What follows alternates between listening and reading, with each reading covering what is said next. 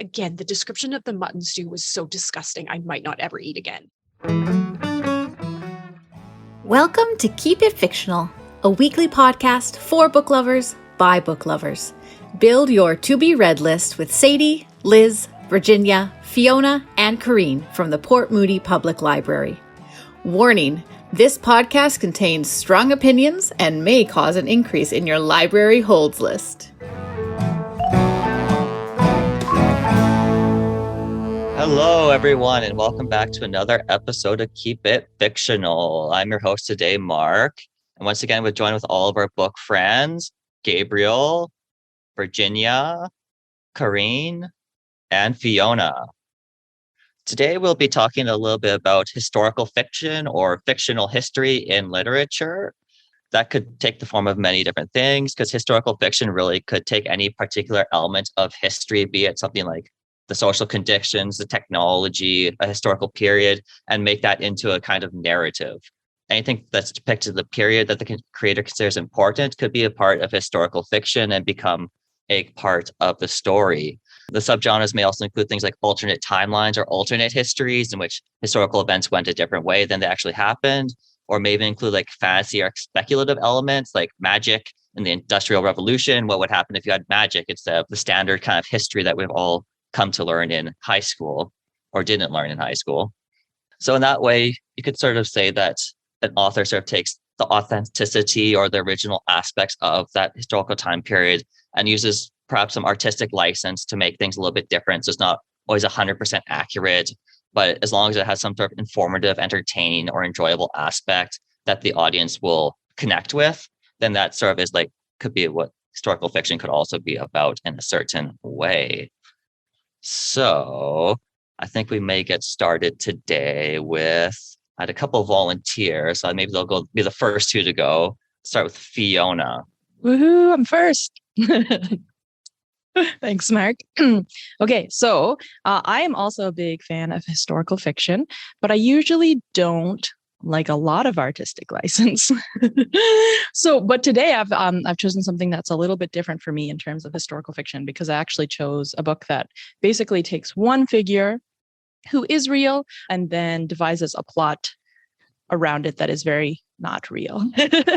and it was a fun romp. So my story is Clash of Steel by C.B. Lee, and the historical figure is Zheng Yi Sao, the pirate queen of China. So she is a very cool figure who I didn't know about before this, and I am a pretty big fan of pirates. So this was very cool to learn a little bit about her. The story actually centers around Shang, who is the daughter of a very successful merchant woman. And she has been left in a little village to sort of grow up educated and away from it all in a safe environment. And that's pretty boring to Shang. She has an amazing tutor who kind of gives her some license to learn what she wants and gallivant around the island, which really works for her because she's not really a sit and learn kind of person. She wants adventure. So when her mother comes back to the island to visit, she takes that opportunity to try to convince her that she should let her run one of the tea houses in one of the big cities, and really sees it as her kind of opportunity to travel, to get out of here. But her mom's kind of compromise is, okay, great. We'll see if you can learn to run this tea house in this big city as long as you get betrothed to some family. And she's like, they're both kind of like, okay, I'm going to use this as a vehicle to like get what I want and like hopefully not have to do that other thing. So they're kind of like these opposing views or these opposing ideas of how the future is going to go. And the relationship between Shang and her mom is very interesting. Her mom is very icy and, is very proud of Shang, but she really doesn't let her get involved in anything. She's very much a parent who is hands off. She kind of leaves it to the tutor. Shang is able to convince her mom that she should take her to the city. And this is when things get exciting.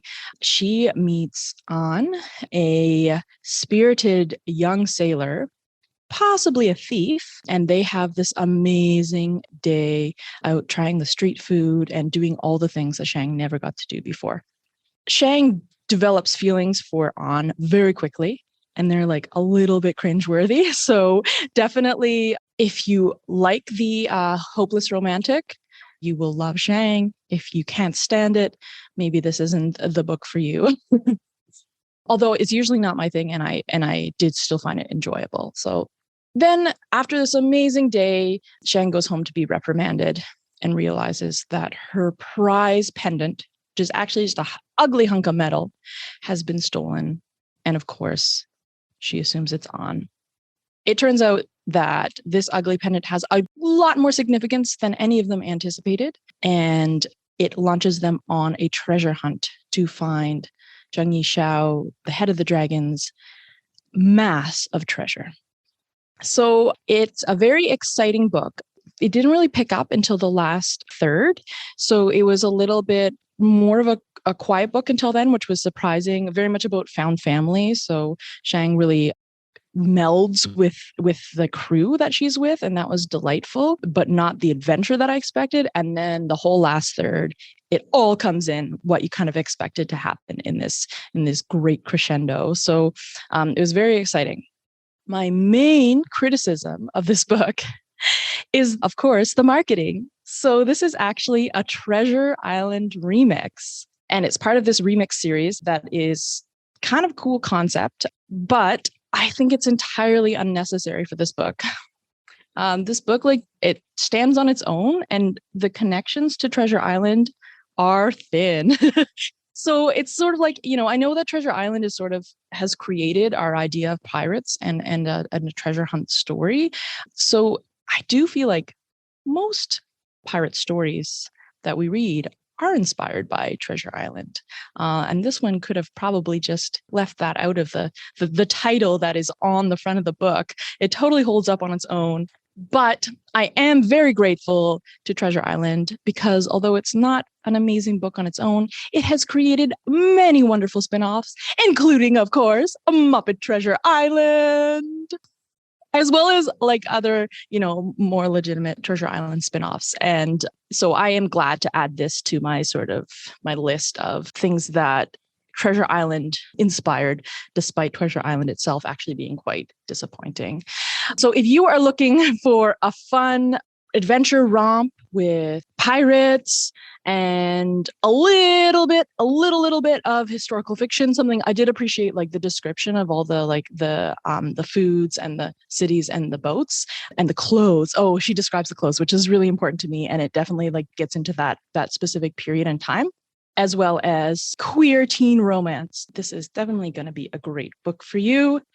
A Clash of Steel, a Treasure Island remix by C.B. Lee. And I am also very excited to next read a Wuthering Heights remix. Ooh.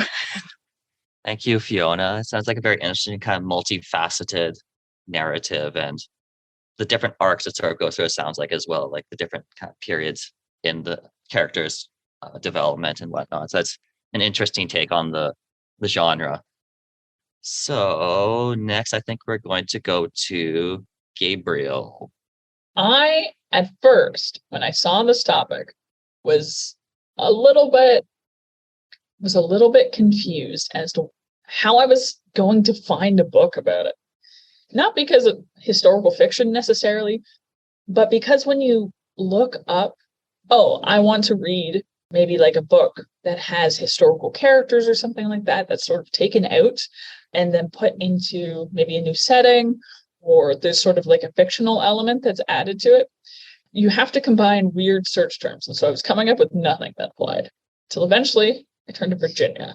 And I was like, Virginia, do you have anything I can read? Because even if I don't want to read whatever you've come to me with, it's going to be interesting, because Virginia only knows about interesting books. So this one was one that Virginia pointed out to me, although she hasn't read it yet, but I have now. And we were talking about some of the different very classic people that you can grab, and how the stories will really look very different even if you bring in for instance, a genre swap? So I was searching, I was looking. Virginia gave me this option, and I thought that I would take it. This story transports us to Victorian England, in a world where vampires are old news and werewolves are just a problem to be solved. So, you know Richard Burton, like the British explorer? Well, he's been contacted by the Queen of England. You may have also heard of her to deal with this kind of werewolf problem. And so he chooses two men to help out. These two men that he kind of plucks from the riffraff to face down these wolves are pretty much as opposite as you can be. The first is a tall, strong brute of a man. He's serious and he's standoffish, but he's very brave. And the second is a witty, intelligent, scrappy dandy of a man who you might even describe as maybe sort of fae-like. The first man is none other than Bram Stoker, author of Dracula. And the second man is Oscar Wilde, author of The Picture of Dorian Gray. And together, they make an odd duo that's forced to work together because of the dire circumstances. So while the book definitely pays homage to like the Gothic genre, and it does incorporate a lot of elements from especially Dracula, like this could almost be read kind of like parallel to Dracula because so many different references to it pop up. And it does borrow a little bit from Dorian Gray.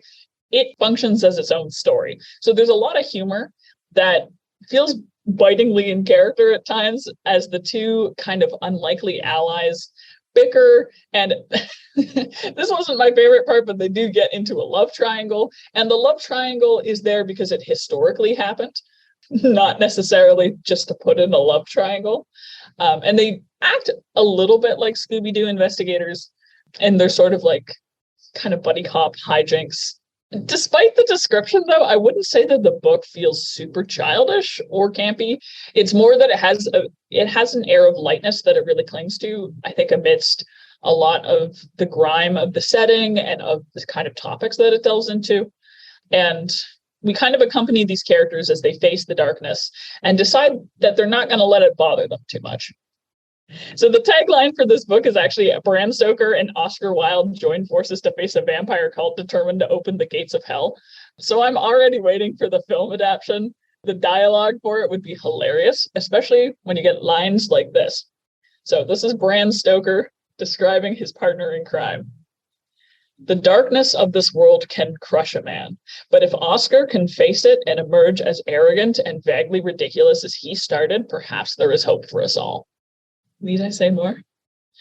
So Stoker's Wilde was written and researched by Stephen Hopstaken and Melissa Prusi.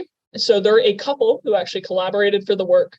I'm not sure if one wrote Wilde and the other one wrote Stoker, or if the whole thing was a joint effort. But either way, it reads with such distinct voices for the two that I'm kind of a bit suspicious that the actual authors might have ghostwritten it for them, literally. Stoker is a little bit more accurate than Wilde, but both are pretty good. The fictional archivists that put together this book compiled it from Oscar Wilde's diary entries, Bram Stoker's journal entries, and various letters, news articles, and other documents that you might find in an investigation that spans years and locations. So if you're not a fan of that style of book where it's kind of these different sections that are almost pulled from it, this might not be for you, but I always love a story that kind of feels grounded in reality in that aspect. And as an archivist, I wished that these sort of narratives came together like this in real life, instead of having massive plot holes like you'll actually find in the archives. But the nice thing about it is that it really lets those character voices shine through because they're each writing it in their own words and they can really just say whatever's on their mind.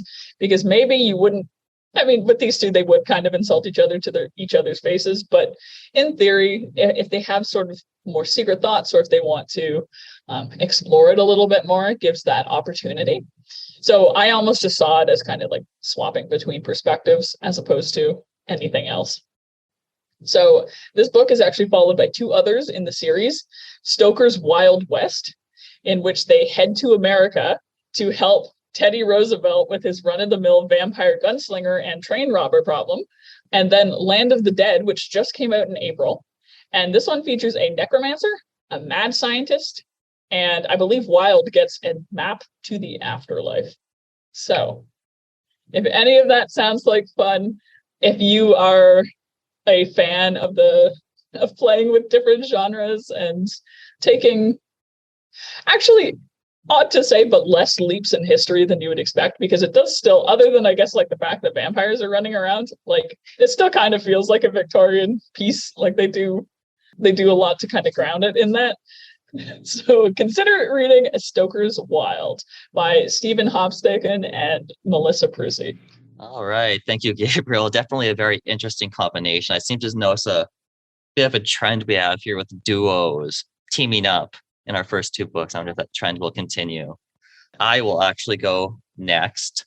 I will be talking about Werner Herzog's The Twilight World. So those who may not be familiar with Werner Herzog, he's had a very long and storied career in film, documentary, acting, nonfiction writing, opera directing, and now novelist. He has a very long history of blurring the line between fiction and fact in some of his works. He's very interested in what he likes to call ecstatic truth, or sort of like the essence of the matter, rather than representing all the exact specific facts as they were. So he may sort of accentuate or exaggerate certain things while downplaying or omitting others. But he does this in the service of what he sort of considers to be the important, deeper truth of the matter. He has also sometimes jokingly referred to others who have criticized him as the quote unquote accountants of truth, who are sort of more interested in lining up facts in a precise kind of orderly manner without revealing any deeper truth or insight. He's also been very fascinated with extreme cases, places, and events. So, for example, he's depicted deranged colonists with delusions of grandeur, or lonely people hiring actors to take the place of lost loved ones or friends. In his nonfiction, he's covered Antarctic research crews, solitary man who lived amongst grizzly bears in the forest. His nonfiction writing, he's reflected on his process of making films, such as the film Fitzcarraldo in his book, Conquest of the Useless. He's reflected on the ordeals of making that film, particularly the erratic actor Klaus Kinski. Anyone who is familiar with Kinski knows that he was quite the strange person that was a handful to deal with. He's been in live action films like The Mandalorian and The Wind Rises. He did an English dub voice. So all this is to sort of say he has this very idiosyncratic and wide-ranging interest. And at one point when he was directing an opera in Japan, he was given the opportunity to meet the emperor, but he declined the opportunity to meet the emperor. And they asked him, well, if you don't want to meet the emperor, who in Japan do you want to meet? He immediately knew he wanted to meet Hiro Onoda. And Onoda is the protagonist of The Twilight World. We're given a first-person psychological narrative of his time in the Japanese army at the end of World War II and his refusal to stop fighting and surrender after Japan's surrender to the Allies. There's also additional narration that is very much in Herzog's kind of own unique voice of the snapshot of the jungle and the settings that the novel takes place in. And if you listen to the audiobook, you actually will get to hear Herzog himself read the novel, which is probably worth the money you spend on it in itself. So Onoda himself was the leader of a small guerrilla battalion on the island of Lubang in the Philippines and had no contact with the superior officers in the army while carrying out guerrilla warfare. And once the Japanese surrendered to the Allies, he refused to believe it as true. He thought it was propaganda that was falsified in order to get them to surrender to the Americans. So he kept up his fight for another 29 years before finally surrendering in 1974. Throughout this time, his battalion sort of waged this very strange guerrilla campaign of agitation against the local authorities. And we sort of get a sense of his inner motivations, beliefs, and the context of Onoda and why he was driven to continue what he considered a kind of indispensable mission, and how his belief became very unshakable. It became very set in stone over time. It became even more ingrained in spite of all the signs and types of signs that the war was really over and that he was just carrying on some sort of fantastical kind of fiction inside his own head, essentially. The narrative itself begins in 1974 with Onoda encountering a young student from Japan who has come to the jungle to try and find him. This man is Suzuki, And he kind of regards Onoda almost like a mythical kind of creature that he's seeking to meet, because he's ranked him alongside the giant panda of China and the Yeti as the three figures that he would like to meet on his quest around the world of Southeast Asia and the other places around the world. Believing Suzuki to be yet another ploy of the Americans to trick him, he's initially distant and untrusting, but eventually Suzuki convinces him that he will track down his commanding officer and bring him to the jungle to tell Onoda that the war has ended and that his mission is now over and to stand down. At this point, we're launched back to 1944 and the beginning of Onoda's guerrilla mission, tasked with maintaining a war of agitation to buy time before the eventual return of the Japanese army to retake the islands that they have lost to the Americans in the Philippines. We started given like a series of snapshots of the life of Onoda and his men in the jungle, the harshness of living in the jungle, constantly being on the move without setting down a residence and losing his subordinates one by one. And this kind of psychological distrust he harbors toward every aspect of the world around him, as he sort of sees everything as a sign of the Americans. Like if there's like a remnant newspaper lying around it, it's actually just like fake news and has been planted there in order to trick them. Or a piece of gum found on a bridge somewhere is like, well, surely a Filipino villager would not be chewing gum and leaving it lying around like that. But a derelict American soldier might do something like that. So therefore, the Americans are actually here and we're in immense danger. This kind of borderline paranoid and kind of out there thinking has kind of dominated his life, as he believed it was absolutely necessary to distrust everything around him for his own survival and self-preservation. And in sort of typical Herzog fashion, he also ties this kind of seemingly absurd man's struggle with larger ideas about war, conflict, meaning in human life within a vast, uncaring cosmos of everything. It's also a very short novel, so it's very much just like a series of like short snapshots. The book itself is maybe about 110, 120 pages long, so it's a kind of a series of vignettes of this 29-year period and the kinds of experiences and psychological states I was in at that time. So I think if you've enjoyed any of Herzog's past fiction work, his exploration of extreme individuals that have populated his fiction and documentary work, or if you just enjoy kind of introspective kind of psychological narrative that goes deeply into someone's kind of thinking and the way they kind of understand the world around them, then I think you'll enjoy the Twilight World by Werner Herzog. So now I think it might be time to go into our existential question. And so for this week, I posed the question to all our book friends. If you could experience or meet like one historical event, person, time period, or anything like that, which would you choose? I love and hate this question because there's so many options. And so I feel like I'd say a different thing on each day. But I've been very into Catherine the Great of Russia lately. So I think I would really like to just have a little meeting with her, maybe become her confidant. Yeah, she's pretty awesome. So that is who I would choose today. When I was thinking about this question, I sort of thought about what my own personal interests and things like that. So I sort of came to the idea about cinema and cinematic culture. And the very beginning, there's many people date March 22nd, 1895, and a public exhibition by the Lumiere brothers of their projection imagery machine. It's sort of somewhat debatable whether or not that's the first public display or not, but it's definitely a major historical time, major historical figures.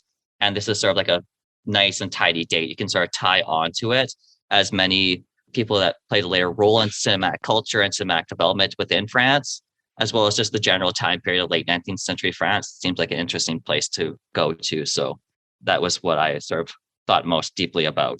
I think that would be really cool.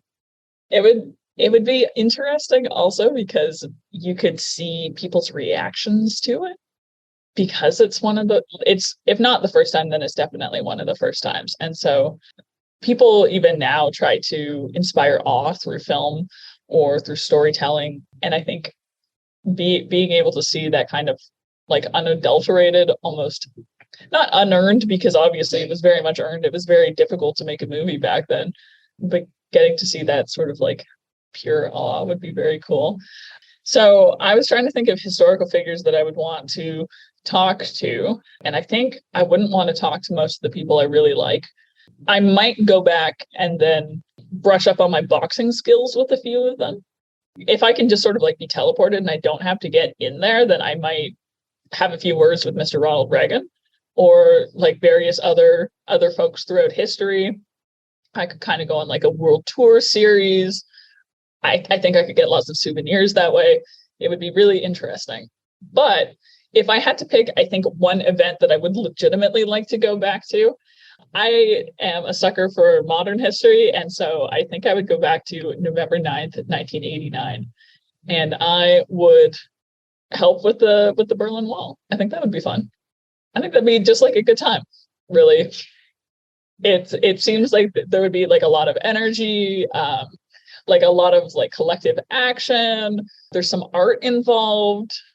Just, I think, a great way to just de-stress after a long day, especially because I already know that it turns out well. So, I mean, maybe there's some questionable stuff that happens in the midst of that, but, you know, for the most part, it turns out well. So I think either go back and go to the Berlin Wall or else do kind of like a world tour of dictators. That could be dangerous because I do think I would butterfly effect something, maybe for the better, because I would get rid of them. But anyway. Okay, my answer is a lot more boring than that. I would probably want to go back to ancient Rome just because I want to see. For 4 years, I spent all my time studying a language that is dead. I want to see it alive. I want to see people talking. So yeah, that's probably where I would go back to. And because I have spent a lot of years translating him, so I would like to probably meet Caesar and actually like hear him talk. So that would be my answer. Very boring. Corinne. What if Caesar had like a very high, like reedy, like, hello,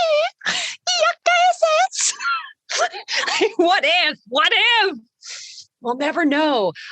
I've often thought about this, and I'm so like attached to indoor plumbing and things smelling good that there's not a lot of like historical periods that I would love to visit because they all smell.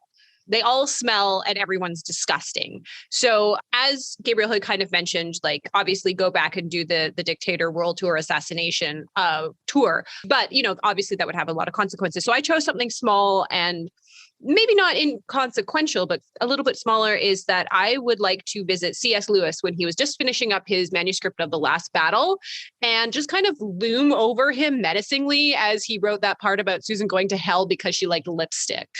And I'd say, hey, C.S., how about we just don't? How about we just don't? And I think that would be a positive change for the future. All right. That's a very nice, interesting collection of ranged responses.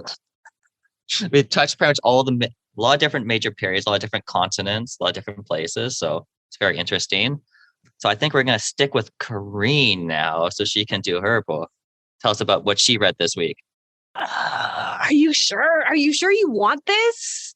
Well, we're going to go back in time a little bit to my childhood, to one of my favorite childhood rhymes, which probably says a lot about me as a person and explains a lot about who I am right now, which is Lizzie Borden with her axe gave her mother 40 whacks. And when she saw what she had done, she gave her father 41.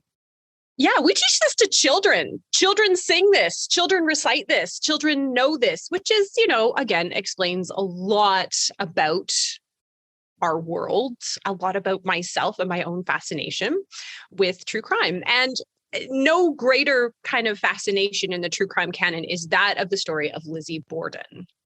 So the facts are these. On August 4th, 1892, the Borden family was mostly at home.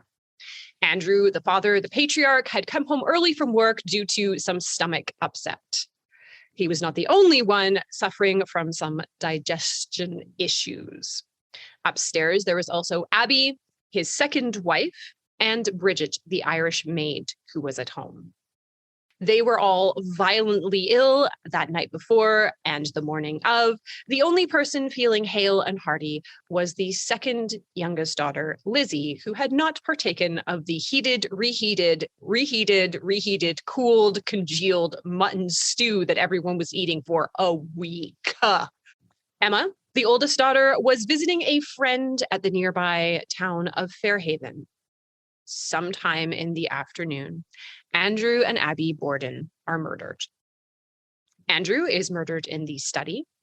Abby is murdered in her room. They were attacked not with an axe, as the song goes, but with a hatchet. At some point, Lizzie, the youngest daughter, goes upstairs and shouts, "Something has happened to father." She sends the maid, Bridget, to go find help, either from the doctor, Dr. Bowden, or to some figure of authority that can help with her father, who at the time is still alive, but horribly, horribly injured. When the officials, the doctors, arrive, they find the father, and Lizzie behaves oddly. She does not react in the way that people expect a well-bred young lady to react upon the news of finding the corpse of her father. Hours later, they also discover the body of Abby upstairs in her room, who Lizzie had told everyone was away visiting a sick relative. Lizzie is eventually put on trial, but not convicted. She and her sister Emma spend their entire lives in the same small Massachusetts town of Fall River, despite being ostracized by the community, and even though acquitted in a court of law, many still believe that she committed the murders. So this has become part of American mythology. The name Lizzie Borden conjures something in us. It is almost a myth. And with a myth, you can do anything. You can retell it or reshape it or revamp it to tell any kind of story that you want to tell. You could tell the story of a suffocating insular family dominated by a cruel and harsh father. You could tell the story of the cuckoo of Abby Borden, who came after the girl's mother had passed away and insulated herself into the lives of the Borden and was slowly siphoning money and influence away from the two girls. You can tell it as the story of two powerful sisters struggling against the world. You could tell it as the story of a psychopath, someone who is so fundamentally evil that they easily commit the horrible sin of patricide and matricide without blinking an eye. You could also take it as a feminist tale. Why was Lizzie not convicted when there was overwhelming evidence against her? See What I Have Done by Sarah Schmidt, which was nominated for the Women's Prize Award, is a fairly straightforward retelling of the points and facts of the case. She takes different points of view in the story: Lizzie, Emma, Bridget, and a fabricated drifter hobo called Benjamin, just to kind of muddy the waters a little bit, that takes you kind of through the facts of before the case, during it, and some of the aftermath.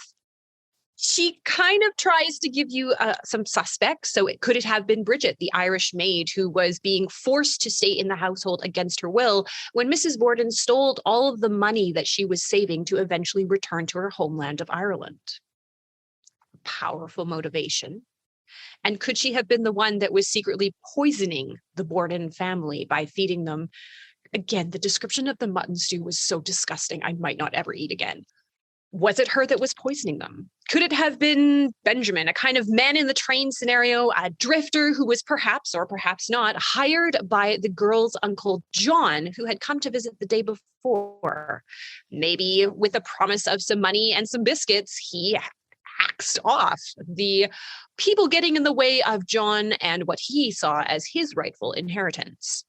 Maybe it was Emma, the oppressed older daughter, always meant to be so good and so self-sacrificing and always take care of her sister no matter what. Or maybe the story was right, that Lizzie, the golden child of the family, had finally had enough and snapped. As a fan is not the right word of this case, as something that I have been very interested in for a long time. She's not really bringing anything new to the table in this story.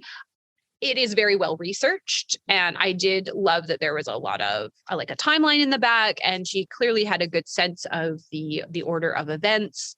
I think that choosing to tell it between a bunch of different points of view kind of like lessened the narrative tension, because she's trying to make you believe that it's other suspects. But for big fans of the case, come on. Come on. She totally did it. Like, who else? But she does make the story kind of clip along. It is kind of blurred by Paula Hawkins, Girl from the Train. So you expect it to be more of a thriller, but I don't really think that it succeeds in that. What she does really well is maybe the characterization of the two sisters who are kind of in this strange, horrible relationship with their father and their stepmother, being, 30 years old, 20 years old, and still trapped at home with absolutely no chance of leaving because of his very domineering personality.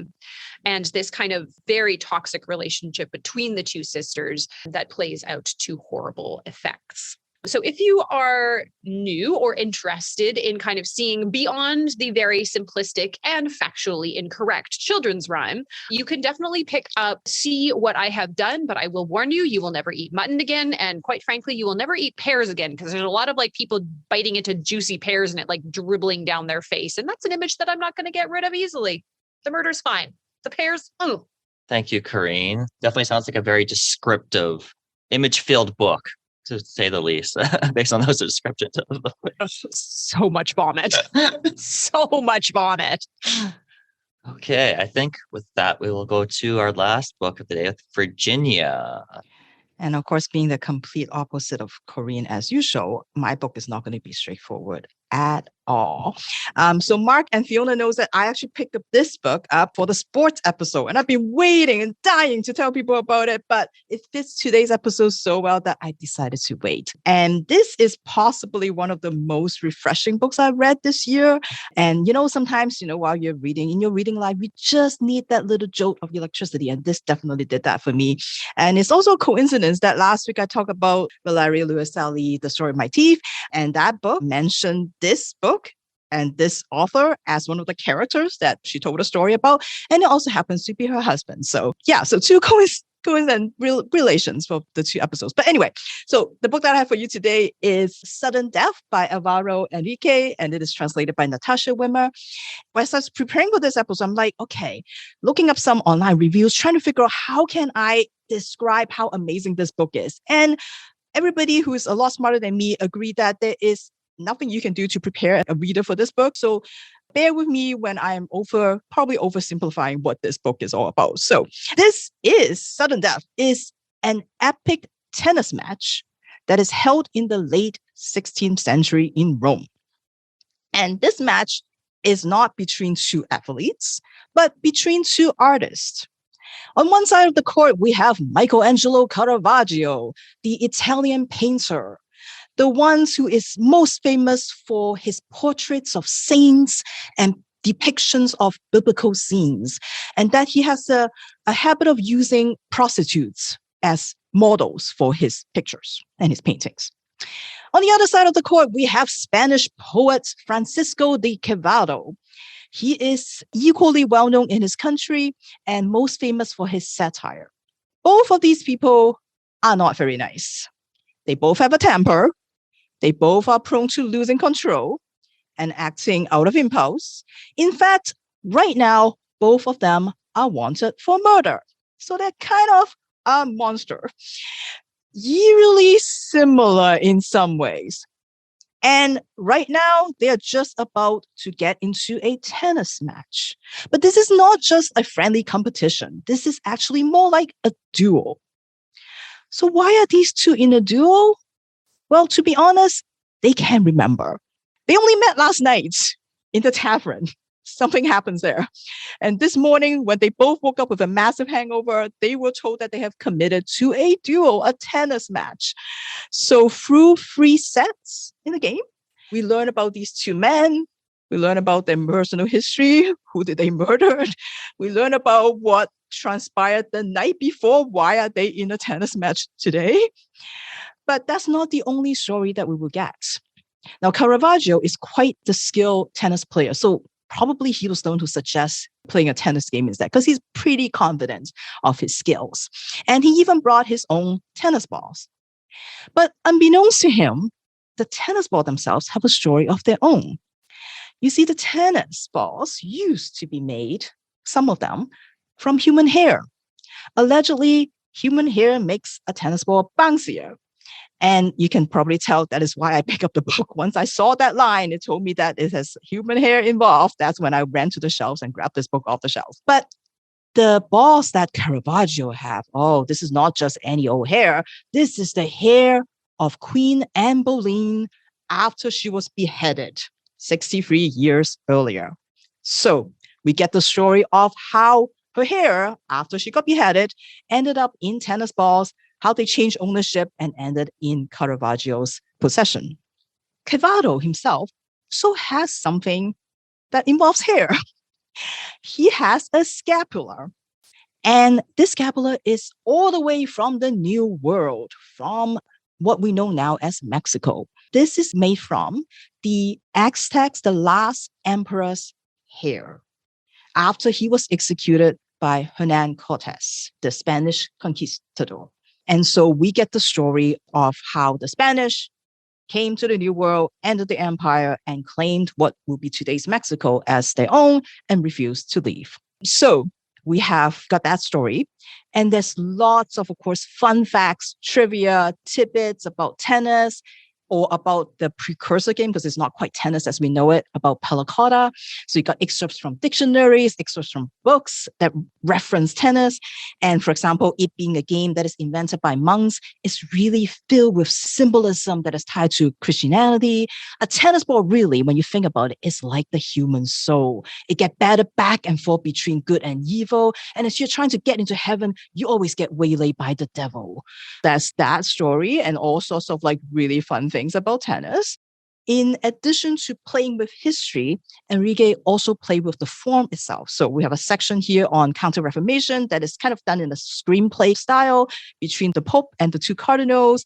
We have email exchanges between himself, the author himself, and his editor wondering like where your book is. Are you done yet? There's lots of phrases and references to balls of all kinds everywhere in this book. Yeah, just a lot of fun. And I would say a buffet for history buffs. If you know a lot about the history that Enrique refers to, it's fun to just kind of figure out like, okay, like what did he do? Like what is real?